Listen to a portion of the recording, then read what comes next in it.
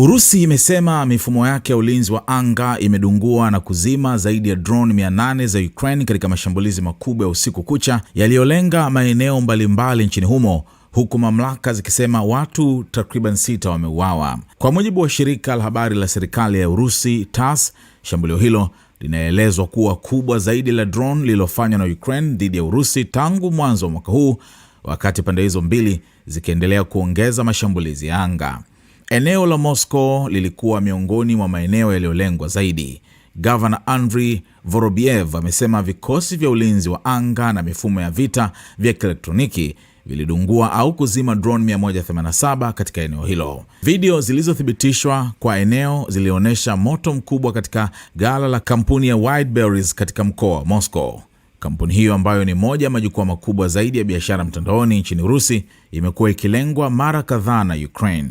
Jeshi la Ukraine linadai kuwa limekwisha shambulia vituo 7 kati ya vituo 10 vikubwa zaidi vya usafirishaji na uhifadhi vya Wildberries, likidai vinatumika pia katika kusambaza mahitaji kwa jeshi la Urusi. Ghala lililoshambuliwa Jumapili linaelezwa kuwa na ukubwa wa takriban mita za mraba 2.5. Katika eneo jingine la Moscow, mzee mwenye umri wa miaka 83 ameripotiwa kuuawa katika shambulio la drone.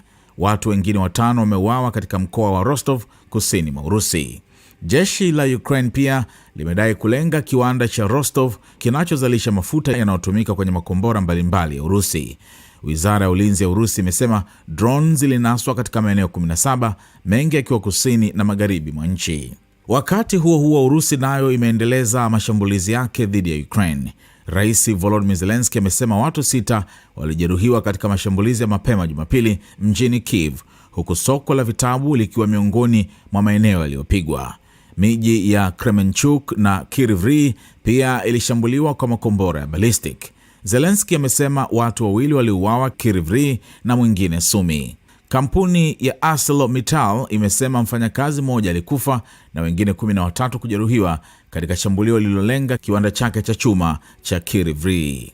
Jeshi la anga la Ukraine limesema halikufanikiwa kudungua kombora lolote la ballistic lililorusha usiku huo, hali iliyozidisha wasiwasi kuhusu upungufu wa makombora ya kuzuia mashambulizi ya anga.